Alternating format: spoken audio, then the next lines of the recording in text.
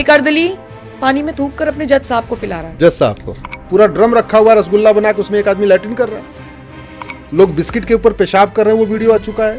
भारत के मदरसों में जो किताब पढ़ाई जाती है वो अरब के मदरसों में भी नहीं पढ़ाई जाती। मैं इस्लाम को मानता हूं तो मैं पाक, और जो इस्लाम को नहीं मानता हूं नापाक। भारत ये जो हलाल से लगभग 50,000 करोड़ रुपए आ रहा है, इससे घुसपैठियों को मकान बना के दिया जा रहा है, ये धर्मांतरण के काम आ रहा है।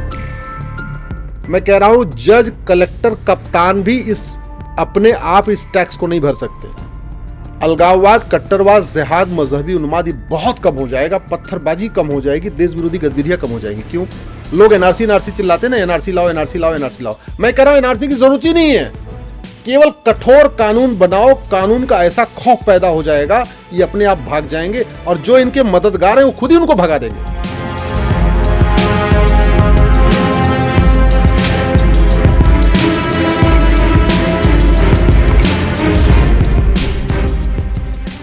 नमस्कार, स्वागत है आप सभी का। आप देख रहे हैं एनएमएफ न्यूज, आपके साथ मैं हूं नम्रता चौधरी।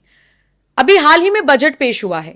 इस बजट को लेकर बहुत सारे लोगों में चिंता का माहौल है। मतलब खासकर अगर आप बात करेंगे व्यापारियों की, बात करेंगे आप नौकरी पेशा लोगों की, तो टैक्स को लेकर कहीं ना कहीं उनके अंदर संशय की भावना है। वो लोग सोच रहे हैं कि यार बदलाव होना चाहिए था, थोड़ी और रियायत मिलनी चाहिए थी। एग्जाम्पल के तौर पर अगर मैं बात करूं तो 0 से लेकर 3 लाख तक की इनकम वालों को कोई टैक्स नहीं देना, लेकिन उससे ऊपर की इनकम वालों को टैक्स देना है। 5%, फिर 12%, 15%, जैसे भी वो बढ़ा है वो स्लैब आपने देख ली होंगी। लेकिन अगर मैं आसान शब्दों में आपसे पूछूं तो क्या आपको लगता है कि इनकम पर टैक्स होना चाहिए? मान लीजिए आप 3 लाख रुपए सालाना कमाते हैं, यानी 25,000 रुपए आपका पर मंथ हो गया, 822 रुपए पर डे हो गया। अब सोचिए 822 रुपए आप पर डे की इनकम कमा रहे हैं, उसमें से फिर आपको टैक्स भी देना है। वहीं आप सड़क पर आ जाइए, ऑटो वाला हो गया या रेडी वाला हो गया, चाट पकौड़ी वाला हो गया। अभी ऑफ कैमरा में और अश्वनी जी यही बात कर रहे थे, वो मुझे यही चीज समझा रहे थे कि उस शख्स को टैक्स नहीं देना, लेकिन एक 25,000 कमाने वाले को टैक्स देना है। खर्चे पर टैक्स रखिए ना, इनकम पर टैक्स की क्या जरूरत है? अश्वनी उपाध्याय सुप्रीम कोर्ट के अधिवक्ता हैं, अक्सर कई मुद्दों पर पीआईएल डाल देते हैं, सुप्रीम कोर्ट की टेंशन को बढ़ाकर रखते हैं। स्वागत है सर आपका। और वैसे तो मेरे पास कई सारे मुद्दे थे, लेकिन मेरे को लगा कि इस मुद्दे से ही हमें शुरुआत करनी चाहिए, क्योंकि हॉट टॉपिक इस वक्त यही है। क्या सोचते हैं आप इस पर? अभी ऑफ कैमरा हम लोग इस पर डिस्कस कर रहे थे। जरा समझाइए कितना सहूलियत है सरकार के लिए टैक्स लेना, और बाकी नौकरी पेशा लोगों के लिए तो सिरदर्दी है ही। देखिए ये जो टैक्स सिस्टम चल रहा है ये गुलामी का टैक्स सिस्टम है। हमारे देश में ऐसी कोई व्यवस्था नहीं थी। चंद्रगुप्त मौर्य तक, जबकि भारत की जीडीपी 40% हुआ करती थी, हमारे देश में मल्टीपल टैक्स नहीं था, सिंगल टैक्स होता था। दुर्भाग्यवश आज हमने क्या कर दिया, income tax, GST, toll tax, road tax, फलाने टैक्स, ढिकाने टैक्स, ठीक है, मतलब टैक्स का पूरा एक मकड़ जाल बना दिया। तो मिडिल क्लास भी टैक्स दे दे के परेशान है और टैक्स के कागज भरने में परेशान है। व्यापारी अपना सारा काम धाम छोड़ के केवल टैक्स की फॉर्मेलिटी पूरी कर रहा है। हालत ये हो गई, इतना कॉम्प्लिकेटेड हो चुका है कि एक कम पढ़ा लिखा तो छोड़िए, मैं कह रहा हूं जज, कलेक्टर, कप्तान भी इस अपने आप इस टैक्स को नहीं भर सकते। यूनिवर्सिटी के प्रोफेसर भी, अर्थशास्त्री भी अपने आप टैक्स नहीं भर सकते। ऐसा ये कॉम्प्लिकेटेड सिस्टम है। बाकी तो छोड़ दीजिए, मैं कह रहा हूं कोई भी सांसद, विधायक, मंत्री, हाई कोर्ट का जज, सुप्रीम कोर्ट का जज या मुख्यमंत्री एक बार अपना टैक्स अपने आप भर के दिखा दे बिना सीए की मदद के, तो मैं मान लूंगा टैक्स सिस्टम बहुत अच्छा है। भर ही नहीं सकता, इतना कॉम्प्लिकेटेड। और जरूरत क्या है और कितना ये मनमाना है। मैं कह रहा हूं ये टैक्स सिस्टम संविधान विरोधी है। क्यों संविधान विरोधी है? 3 लाख रुपए जो साल का कमाएगा वो टैक्स देगा। 3 लाख रुपए साल का मतलब 25,000 रुपए महीना, 25,000 रुपए महीना का मतलब 822 रुपए पर डे, ठीक है। अगर आपके ऑफिस में 25,000 रुपए कमाने वाले हैं, सबको टैक्स देना पड़ेगा, सबको कंप्लायंस करना पड़ेगा, सबको हर साल अपना एनुअल रिटर्न फाइल करना पड़ेगा। वहीं दूसरी तरफ ऑटो चलाने वाले 1,500-2,000 रुपए कमा लेते, पंचर की दुकान वाले 1,500-2,000 रुपए कमा लेते, गैरेज के मैकेनिक 1,500-2,000 रुपए कमा लेते, टैक्सी चलाने वाले 1,500-2,000 रुपए रोज कमा लेते, ओला उबर चलाने वाले 1,500-2,000 रुपए कमा लेते, आपका जो दही भल्ले का काम करता है वो 1,500-2,000 रुपए कमा लेता है, हलवाई पर डे 1,500 रुपए कमा लेता है, दूध मट्ठा बेचने वाले 1,500-2,000 रुपए पर डे कमाते हैं, माला फूल बेचने वाले 1,500-2,000 रुपए पर डे कमा लेते हैं। आप देख लिए जो दरगाह के आसपास मौलवी बैठे हैं वो भी 1,500-2,000 रुपए कमा लेते हैं, उससे ज्यादा कमा लेते हैं। मजार के पास जो बैठे हैं वो भी 1,500-2,000 रुपए कमा लेते हैं। तो ऐसा भारत में हम केवल 10% जो 10 करोड़ लोग हैं जो वास्तव में नौकरी पेशा है जो जिनके ऊपर हम पूरा बर्डन डाल के रखे, सारा हम उनका खून चूस रहे हैं। इसलिए मैं कहता हूं ये पूरा टैक्स मनमाना है, इसको खत्म करना चाहिए और एक एक्सपेंडिचर टैक्स लागू करना चाहिए, यानी कमाने पे कोई खर्चा नहीं, जितना कमाना है कमाओ। और मैं गारंटी के साथ कहता हूं जिस सिस्टम की मैं बात करता हूं नम्रता जी, इस सिस्टम से सरकार की इनकम डबल हो जाएगी। कोई किसी मुंशी की जरूरत नहीं, ना इनकम टैक्स डिपार्टमेंट की जरूरत है, ना जीएसटी डिपार्टमेंट की जरूरत है, ना टोल टैक्स डिपार्टमेंट की जरूरत है, ना रोड टैक्स वसूलना, कुछ नहीं करना। आपको सिंपल एक्सपेंडिचर टैक्स लगाना है, कमाने पे कोई खर्चा नहीं। हाँ भाई, कमाने के बाद आदमी दो ही काम करता है, या तो बैंक में रखता है तो सरकार को बढ़िया उसमें पैसा मिल जाएगा, और बैंक में नहीं रखेगा खर्च करेगा तो सरकार को एक्सपेंडिचर टैक्स मिलेगा। इसलिए इनकम टैक्स की जरूरत नहीं है, ये कई मामलों में मनमाना है। पहली बात,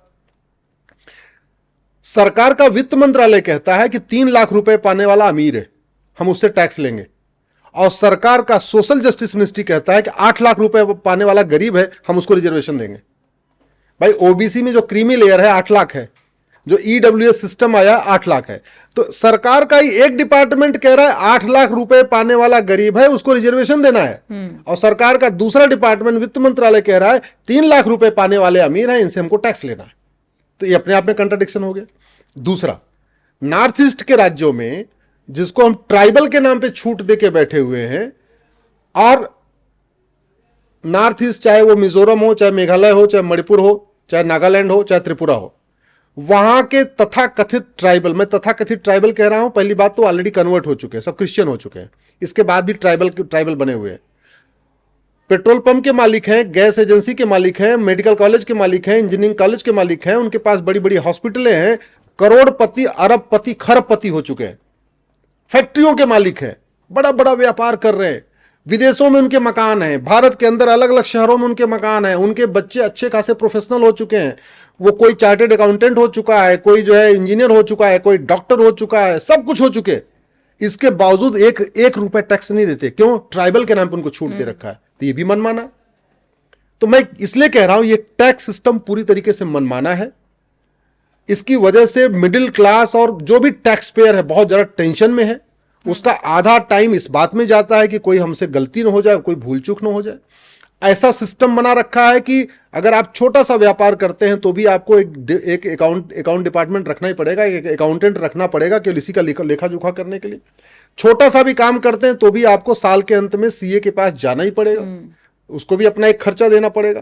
तो बहुत ज्यादा बर्डन क्रिएट कर रहा है। इस टैक्स सिस्टम के कारण हमारी जीडीपी जितनी फास्ट ग्रो होनी चाहिए थी वो फास्ट ग्रो नहीं हो पा रही है।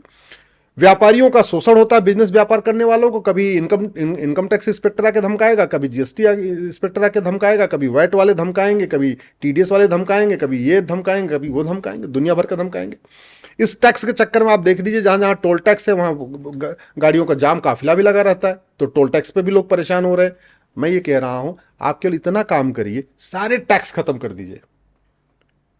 केवल जो आदमी कैश लेन देन की आप लिमिट सेट कर दीजिए, भाई जिस सामान की एमआरपी 2000 रुपए तक है उसको आप कैश में खरीद सकते हो, लेकिन जिस सामान की एमआरपी 2000 से ज्यादा है, या कोई जो सर्विस है, कोई बिल जो 2000 से ज्यादा है, बिजली का बिल 2000 से ज्यादा हो, पानी का बिल 2000 से ज्यादा हो, नगर निगम का बिल 2000 से ज्यादा हो, जो भी काम आप करते हैं, आपका ट्रेन का टिकट 2000 से ज्यादा हो, मतलब 2000 तक के लेन देन कैश में कर सकते हो।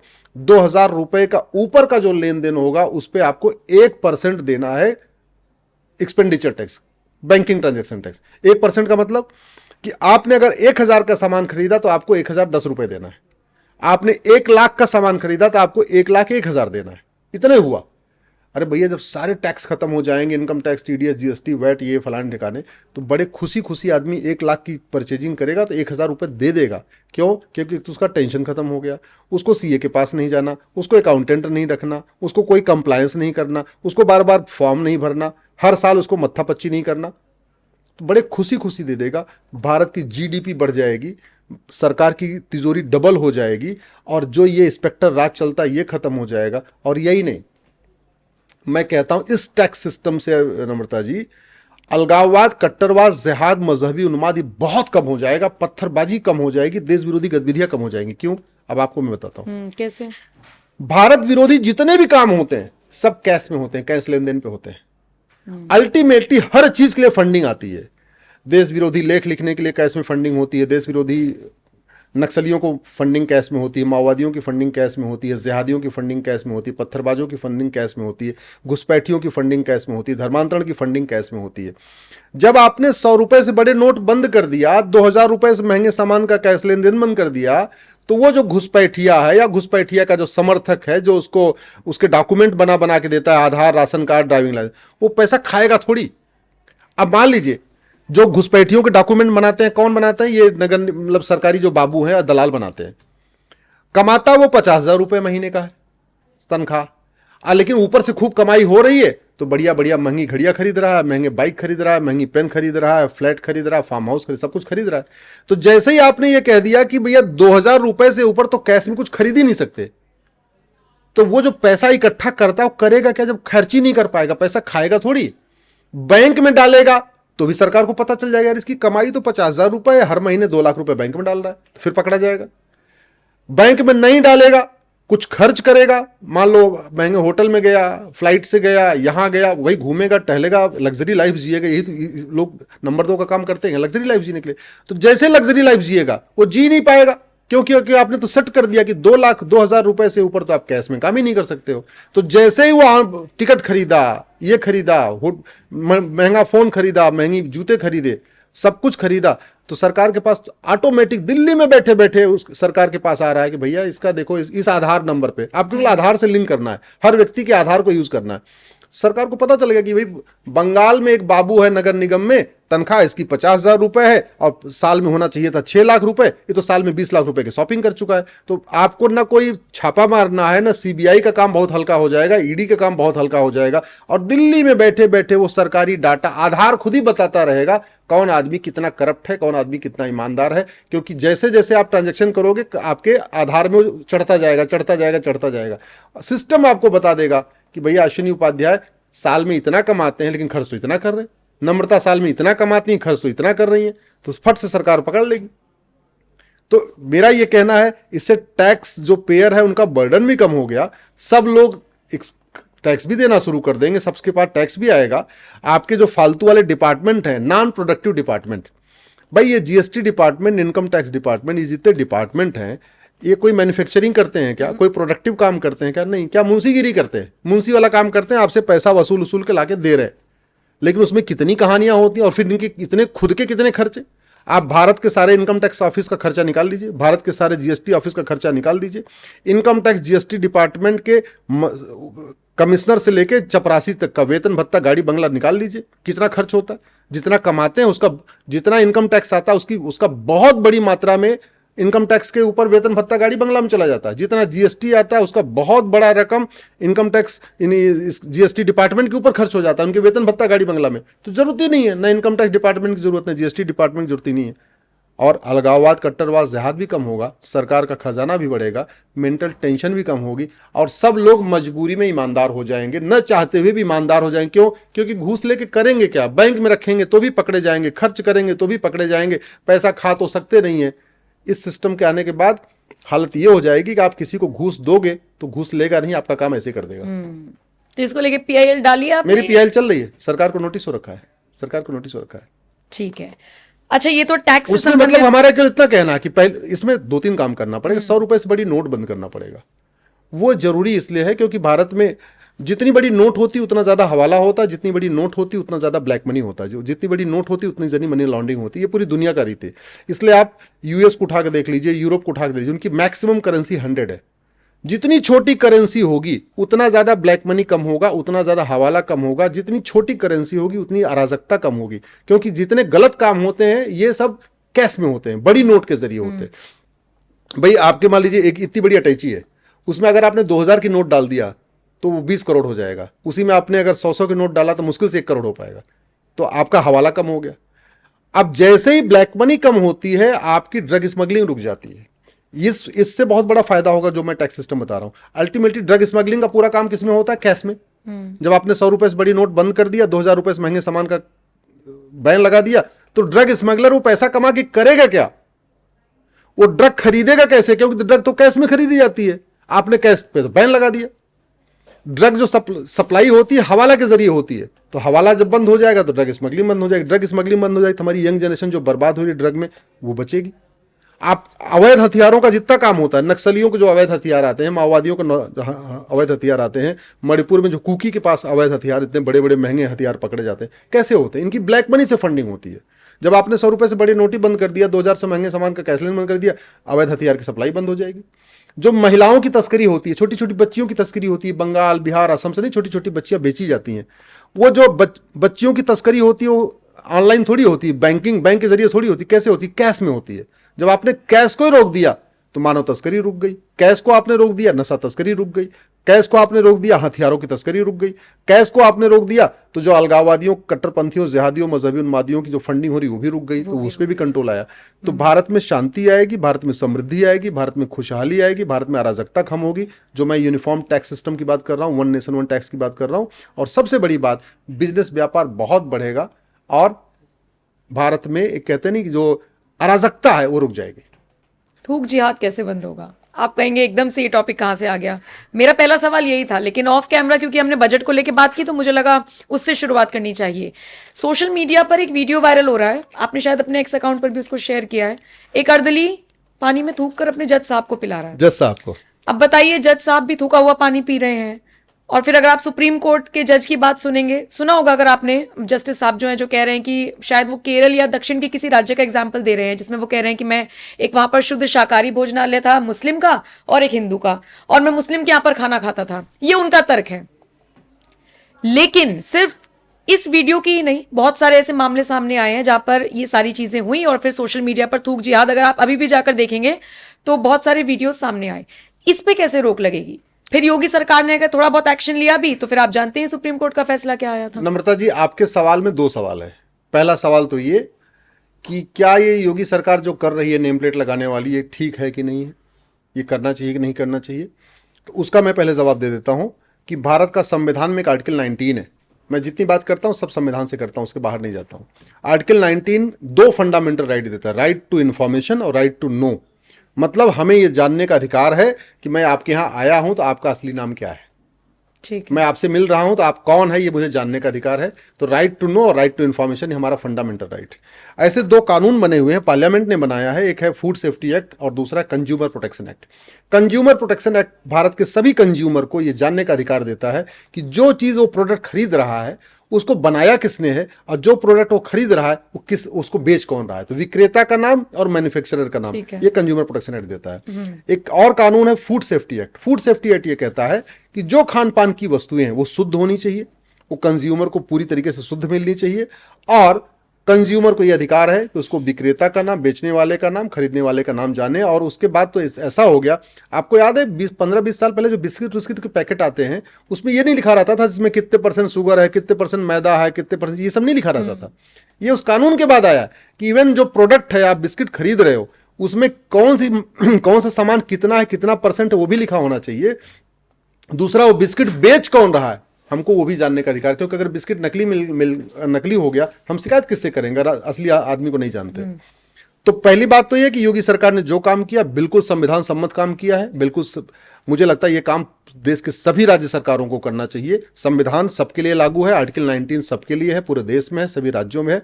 तो देश की सभी राज्य सरकारों को article 19, consumer protection act, food safety act के कंप्लायंस में ये सुनिश्चित करना चाहिए कि देश के, चाहे वो ठेला वाला है, चाहे ढाबे वाला है, चाहे चाय पकौड़े वाला, कोई भी हो, हर जगह उसका नाम, उसका रजिस्ट्रेशन नंबर, उसका मोबाइल नंबर ये लिखा होना चाहिए। ये गाइडलाइन सबके लिए होनी चाहिए। लेकिन टिप्पणी में तो सुप्रीम कोर्ट की तरफ से कहा गया कि बाध्य नहीं कर सकते हैं, मजबूर नहीं कर सकते बिल्कुल बाध्य नहीं कर सकते। सुप्रीम कोर्ट के सामने अभी आधी अधूरी बात रखी गई है। पूरी बात तो ये है, बिल्कुल संवैधानिक अधिकार है, फंडामेंटल राइट है, राइट टू नो, हमें जानने का अधिकार है। विक्रेता कौन है, बनाने वाला कौन है, मैन्युफैक्चरर कौन है, विक्रेता कौन है, ये हमको जानने का अधिकार है। मैं इस PIL जो सुप्रीम कोर्ट आई है, इसका रेमिफिकेशन क्या है, इसका असर क्या है? असर यह हुआ कि पहले अगर व्हाट्सएप पे 10 वीडियो आता था तो लोग 5 वीडियो को सही मानते थे, 5 को सोचते थे यार नकली होगा। पहले व्हाट्सएप पे वीडियो आता था, 5 को देखते थे, 5 को नहीं भी देखते थे। ये सुप्रीम कोर्ट में जो लोग गए हैं, महुआ मित्रा एंड कंपनी, वास्तव में मुसलमानों के सबसे बड़े दुश्मन है। इन्होंने वहां जाके विरोध करके नेम प्लेट नहीं लगाएंगे, नेम प्लेट नहीं कागज दिखाएंगे, ना नाम बताएंगे, ये जो उन्होंने पूरा मुहिम चलाई है, इसकी वजह से अब लोगों को 100% विश्वास होने लग गया। पहले लोग थूकने पे विश्वास कर लेते थे, पेशाब वाले वीडियो पे विश्वास कर लेते थे, लैट्रिन वाले वीडियो कम से कम विश्वास नहीं करते थे। अब तो लैट्रिन वाला वीडियो भी आ रहा है, रसगुल्ले का पूरा ड्रम रखा हुआ है, रसगुल्ला बना के उसमें एक आदमी लैट्रिन कर रहा है। अरहर की दाल का पूरा एक भगोना रखा हुआ है, उसमें लोग एक आदमी लैट्रिन कर रहा है, वो वीडियो भी आ चुका है। लोग बिस्किट के ऊपर पेशाब कर रहे हैं, वो वीडियो आ चुका है। मंदिर के बगल में जो माला फूल की दुकान है उस पर थूक रहे हैं, वो वीडियो आ गया, पेशाब करने का वीडियो। तो अब तो ये स्थिति हो गई है, जिस तरीके से इसका विरोध किया गया है कि न नाम बताएंगे न कागज दिखाएंगे, अब 100% वीडियोस पे लोगों को विश्वास हो गया है। सबका मानना है कि ये थूकना, पेशाब करना, लैट्रिन करना, गंदगी फैलाना, ये हो रहा है। अब आपका ये था कि रुकेगा कैसे। मेरा मानना है कि नेम प्लेट लगाने से वो सोच बंद नहीं होगी। अरे नेम प्लेट से यही तो हो जाएगा कि ये दुकान है किसकी, यही तो हो जाएगी ना। लेकिन वो जो पाक नापाक की सोच है, जो हलाल और हराम की सोच है, जो थूकने वाली सोच है, वो सोच खत्म नहीं होगी। कोई भी बच्चा जब वो पैदा होता है या मां के पेट में होता है तो ना हिंदू होता है, ना मुसलमान, ना पारसी, ना ईसाई। आप बच्चा पैदा हो, उसको हिंदू के घर में डाल दो, उसके अंदर वो हिंदू के संस्कार आएंगे। मुस्लिम के घर में डालो, उसके अंदर मुस्लिम के संस्कार आएंगे। पारसी के घर में डालो, उसके अंदर पारसी के संस्कार में। पेट में तो बच्चा बच्चा होता है। तो जो बच्चे का कैरेक्टर बनता है, बच्चे का स्वभाव बनता है, जो उसकी बिहेवियर बनता है, वो इस बात पे बनता है कि वो बच्चा जब पैदा हो गया उसके बाद वो क्या पढ़ रहा है, क्या सुन रहा है, क्या देख रहा है। इस पूरी समस्या का अस्थायी मूल कारण है नफरती सोच, नफरती तालीम, नफरती स्कूल, मुगलिया स्कूल। तो वास्तव में अगर इसका अस्थायी समाधान करना है तो सबसे पहले हमें भारत में मुगलिया स्कूल बंद करने चाहिए। मुगलों के समय जो मदरसे शुरू हुए थे वो आज भी चल रहे हैं। मुगलों के समय जो उनकी सिलेबस था वो सिलेबस आज भी पढ़ाया जा रहा है। मुगल के समय में जो किताब चलती थी वो आज भी किताब चल रही, कोई बदलाव नहीं किया गया। और एक बात बता दूं, भारत के मदरसों में जो किताब पढ़ाई जाती है वो अरब के मदरसों में भी नहीं पढ़ाई जाती।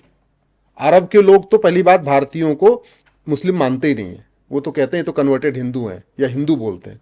और फैक्ट भी है, स्वामी विवेकानंद ने कहा था कि कन्वर्टेड हिंदू हिंदुओं के लिए सबसे बड़े खतरा है। स्वामी विवेकानंद जी का कोट है कि हिंदुओं के सबसे बड़े दुश्मन कन्वर्टेड हिंदू हैं। और देख भी लीजिए, अल्टीमेटली कुवैत, दुबई या ईरान, इराक से कोई आगे थोड़ी यहाँ कोई समस्या थूक रहा है या पेशाब कर रहा है, लैट्रिन कर रहा है। ये थूक, पेशाब, लैट्रिन कौन कर रहा है? वही कर रहे हैं जो कुछ 200-300 साल पहले चौधरी थे, त्यागी थे, यादव थे, पटेल थे, शर्मा थे, नाई थे, धोबी थे, तेली थे, अल्टीमेटली हिंदू थे ना। अब आप जरा सोचिए कि जो 200-300 साल पहले तक हिंदू थे, अब आज ऐसा क्या हो गया है कि वो जानते हैं कि वो हिंदू थे, इसके बावजूद थूक रहे हैं, पेशाब कर रहे हैं, लैट्रिन कर रहे हैं। सोच कहां से आई? तालीम से। समाधान क्या है? मुगलिया स्कूल बंद कर दीजिए। भारत में सबसे पहले माइनॉरिटी को डिफाइन करिए, माइनॉरिटी कौन है। ये जो माइनॉरिटी मेजॉरिटी का जहर घोल रखा है और माइनॉरिटी के नाम पे विशेष दर्जा दे रखा है, विशेष उनको स्कूल खोलने का छूट दे रखा है, इसको बंद करना होगा। भारत में समान शिक्षा लागू करना होगा। भारत में यूनिफॉर्म एजुकेशन सिस्टम लागू होगा। 1 नेशन 1 सिलेबस, 1 नेशन 1 करिकुलम, एक देश एक शिक्षा बोर्ड, यूनिफॉर्म एजुकेशन कोड लागू करना होगा और कठोर कानून बनाना होगा। इंसान तभी ठीक से काम करता है जब उसके अंदर संस्कार हो, उसकी शिक्षा संस्कार वाली हो और कानून का खौफ हो। दुर्भाग्यवश नफरती स्कूल चल रहे हैं, विशेष दर्जा मिला हुआ है, मुगलिया स्कूल अभी भी चल रहे हैं, मुगलिया सोच अभी भी चल रही है। तो वो बच्चा पैदा होते ही वो रेडिकल हो जाता है। और फिर कानून भी हमने कठोर नहीं बनाया। इतने वीडियो आ गए थूकने के, पेशाब करने के, लैट्रिन करने के। मुझे आप बताइए, आज तक किसी भी थूकने, पेशाब करने, लैट्रिन वाले को 10-20 साल सजा हुई क्या? हमारे पास ऐसा कानून ही नहीं है।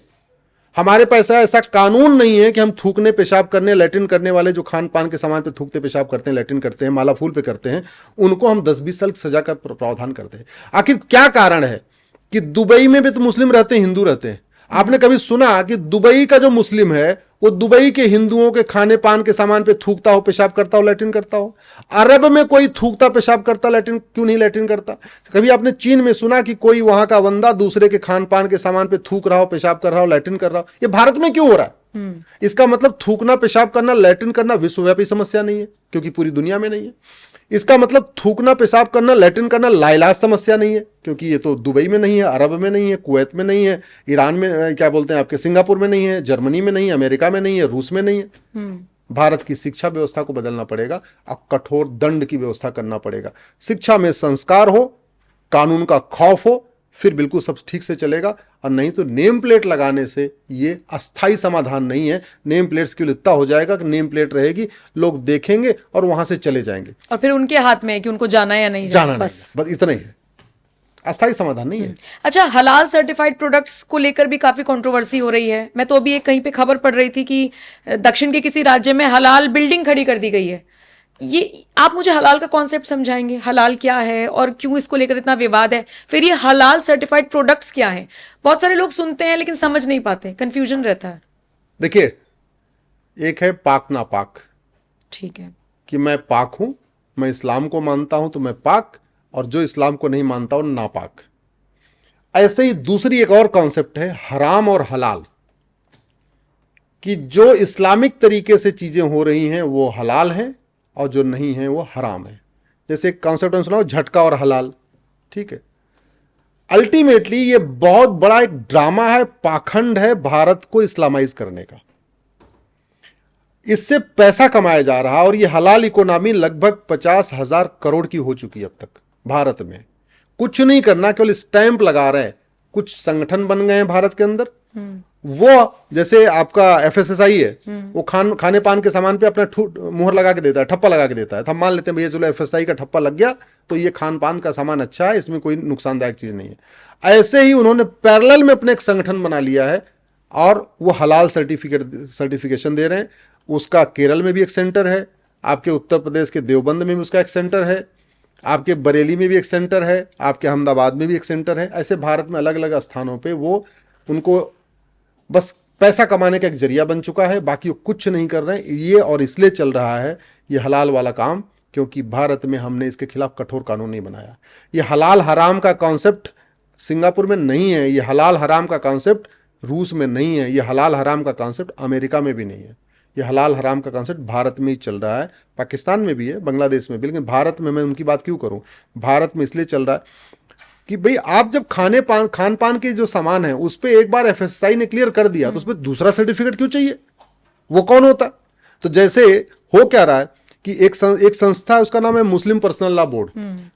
वो ऐसे अपने आप को प्रोजेक्ट करता है कि जैसे वो मुसलमानों का कोई संगठन है। एक्चुअली वो 1973 का एक एनजीओ है, 1973 में वो रजिस्टर किया हुआ एनजीओ। भारत में 25 lakh all NGO, India Muslim personal law board. तो भारत में 25 लाख एनजीओ है, उसी में से एक एनजीओ वो मुस्लिम पर्सनल लॉ बोर्ड है, लेकिन वो प्रोजेक्ट ऐसे करता है जैसे कोई इस्लामी संगठन है।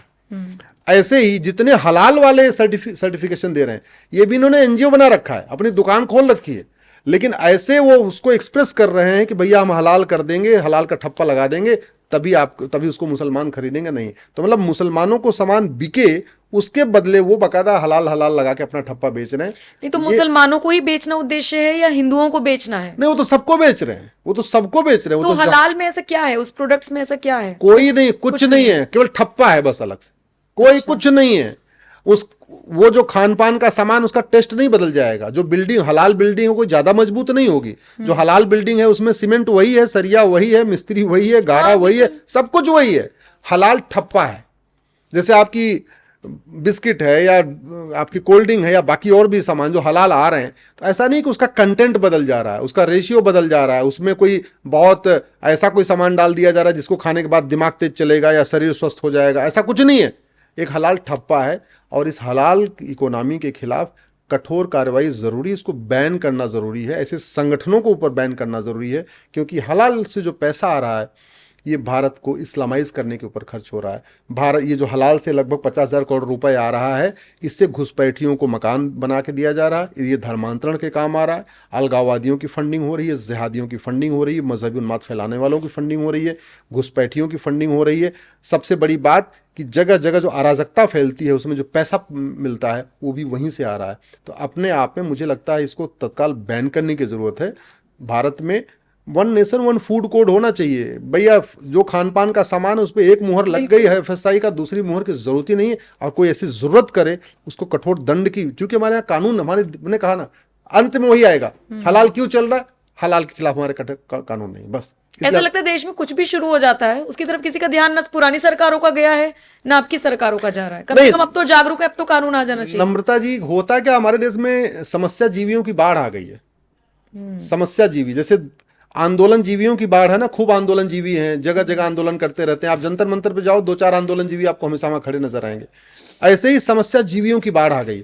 सुबह से लेकर शाम तक समस्याओं की चर्चा करेंगे, हलाल की चर्चा करेंगे, थूकने की चर्चा करेंगे, इसकी चर्चा करें, उसकी चर्चा करें, लेकिन मूल कारण क्या है, अस्थायी समाधान क्या, उसकी चर्चा नहीं करेंगे। मेरा यह मानना है भारत की कोई भी समस्या लाइलाज नहीं है, भारत की कोई भी समस्या विश्वव्यापी नहीं है, भारत की कोई भी समस्या ऐसी नहीं है जिसको हम ठीक नहीं कर सकते। और उसको ठीक करने के लिए मैं अपने एक्सपीरियंस के आधार पर कह रहा हूं, 80% समस्याओं का समाधान केवल और केवल पुलिस रिफॉर्म, जुडिशियल रिफॉर्म है, एजुकेशन रिफॉर्म है, टैक्स रिफॉर्म है, एडमिनिस्ट्रेटिव रिफॉर्म है, इलेक्शन रिफॉर्म है। कहने का मतलब कानूनों को बदलना पड़ेगा और दूसरा कोई तरीका है। तू मैं करने से कुछ नहीं फर्क, कोई फर्क नहीं पड़ेगा। आरोप प्रत्यारोप करने से, नूरा कुश्ती करने से, बतौलेबाजी करने से, तू चोर मैं सिपाही वाला खेल खेलने से कुछ नहीं होगा।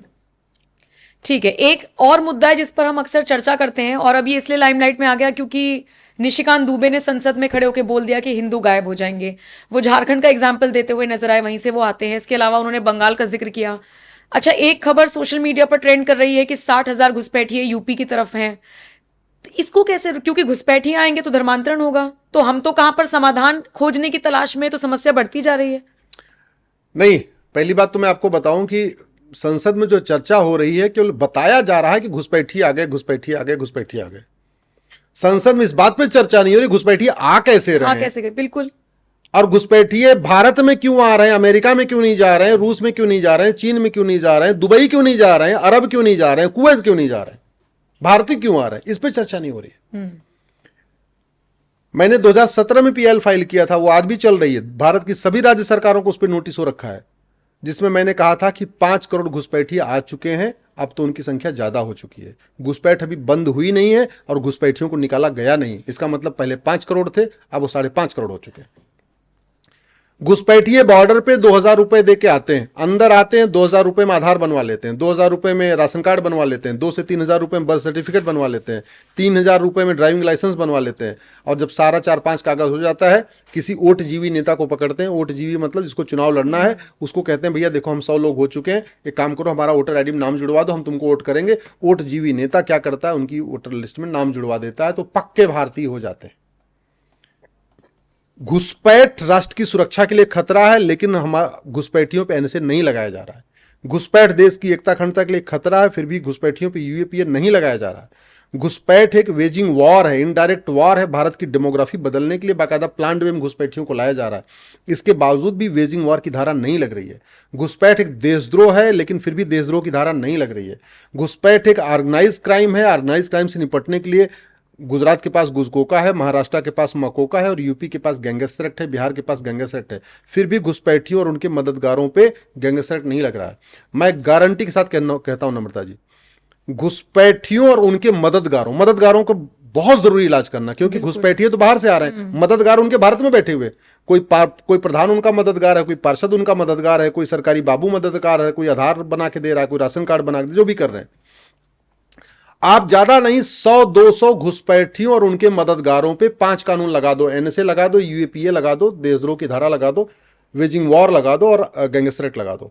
ज्यादा नहीं 100-200 घुसपैठियों के मददगारों की 100% प्रॉपर्टी जब्त कर लो, उनकी नागरिकता खत्म कर दो, उनको आजीवन कारावास दे दो। सारे के सारे घुसपैठिए भाग जाएंगे, एनआरसी की जरूरत ही नहीं पड़ेगी।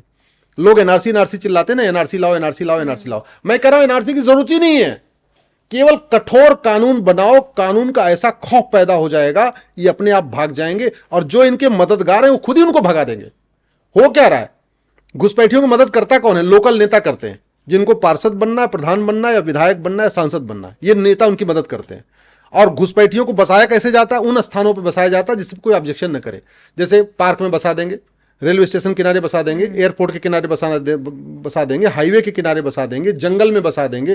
पूरा आपका उत्तराखंड, आपका हिमाचल, पूरे जंगल में घुसपैठिए बसते जा रहे हैं। कौन बसा रहा है? लोकल नेता बसा रहे हैं, ओटजीवी नेता बसा रहे हैं। और वो जो नेता है उनको भी फंडिंग आ जाती है। मैं अभी जबलपुर गया था, जबलपुर में आर्मी कैंट है। आर्मी कैंट के पास एक पहाड़ी, उस पहाड़ी पे कम से कम 500 घुसपैठियों ने कब्जा कर लिया। मुझे पता चला कि हमने पूछा कि कैसे कैसे हुआ, तो लोगों ने बताया वहीं का जो पार्षद था, उस पार्षद ने उन 500 घुसपैठियों का वोटर आईडी में नाम जुड़वाया है और बाकायदा उनकी वोट मिलती है। वो चूंकि जीतता रहता है, इसलिए वो उनकी मदद करता रहता है। तो ये जो, इसको जब तक आप देशद्रोह घोषित नहीं करोगे, घुसपैठियों की मदद करने को आप देश से गद्दारी घोषित नहीं करोगे, इसको देशद्रोह घोषित नहीं करोगे, ये नहीं रुकेगी। तो संसद में केवल ये मुद्दा उठा देने से कि ये घुसपैठ के कारण झारखंड के आदिवासी खत्म हो रही है, नहीं रुकेगा। आप कठोर कानून बनाइए, खौफ पैदा करिए, 4 6 10 20 100 को आप फांसी पे लटकाइए। मैं गारंटी के साथ कहता हूं ये सारे के सारे भाग जाएंगे। जो घुसपैठियों के मददगार भारत में बैठे हैं ना, अपनी जान बचाने के लिए खुद ही घुसपैठियों को कहने भैया तुम एक काम करो, तुम भाग जाओ, नहीं तुम्हारे चक्कर में हम भी पकड़े जाएंगे। ये तभी रुकेगा। और बहुत बड़ी समस्या हो चुकी है। मतलब आप सोचो ना, भारत के 9 राज्यों की डेमोग्राफी बदल चुकी है, 800 जिलों में से 200 जिलों की डेमोग्राफी बदल चुकी है, 6000 तहसीलों में से 1500 तहसीलों की डेमोग्राफी बदल चुकी है। बॉर्डर पे हमारे 300 तहसीलें हैं, जैसे राजस्थान का बॉर्डर, यूपी का बॉर्डर, हिमाचल का बॉर्डर, जो बॉर्डर पे 300 की 300 तहसीलों की डेमोग्राफी बदल चुकी है। मूल कारण घुसपैठ, धर्मांतरण, जनसंख्या विस्फोट। और एक बहुत बड़ी समस्या आने वाली, मैं आपको बता दूं, जो अभी बरेली में आपने सुना होगा कि उस एक वहां मौलाना ने बोला आप सामूहिक धर्मांतरण कराएंगे। उसकी जानते सच्चाई क्या है?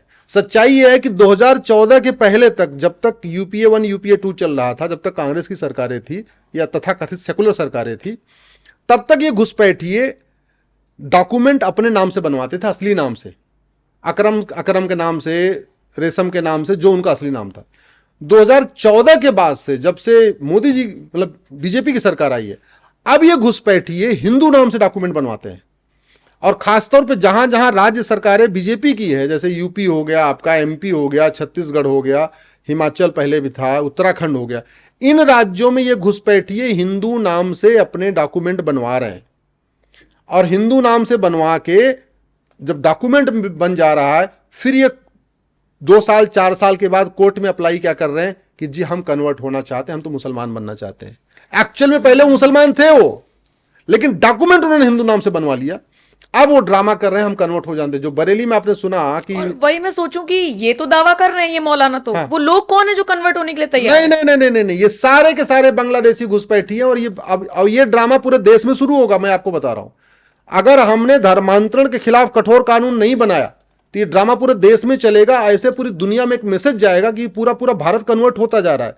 जैसे सामूहिक धर्मांतरण का ड्रामा बरेली में शुरू किया गया ना, ये बॉम्बे में भी होगा, इंदौर में भी होगा, जबलपुर में हो गया, दिल्ली, देश के सभी शहरों में ड्रामा शुरू होगा और सामूहिक धर्मांतरण का धंधा शुरू होगा। एक्चुअल में वो धर्मांतरण नहीं है, वो पहले से ही मुस्लिम थे, वो तो केवल डॉक्यूमेंट बनवाने के लिए हिंदू बने थे। तो ये कुछ मुद्दे हैं जिन पर हम लोगों का ध्यान नहीं जाता है अश्विनी जी, लेकिन देखिए कैसे पूरे देश का जो कैलकुलेशन है वही बदल जाएगा अगर इन पर नहीं ध्यान दिया गया। तो निश्चित तौर पर ये कुछ ऐसे मुद्दे हैं जिन पर चर्चा होनी चाहिए थी और इसीलिए अश्विनी जी ने टाइम निकाला और ये सारी चीजें आपके सामने रखी। शुक्रिया सर आपका। 4-5 टॉपिक्स थे आज, तो आज उनको कवर किया। कोशिश करेंगे नेक्स्ट सेशन में और टॉपिक्स को लें। आपके जहन में कोई सवाल हो तो आप हम तक पहुंचाइएगा कमेंट सेक्शन के जरिए। और ये इंटरव्यू आपको कैसा लगा कमेंट सेक्शन में ये भी हमें बताना मत भूलिएगा। नमस्कार।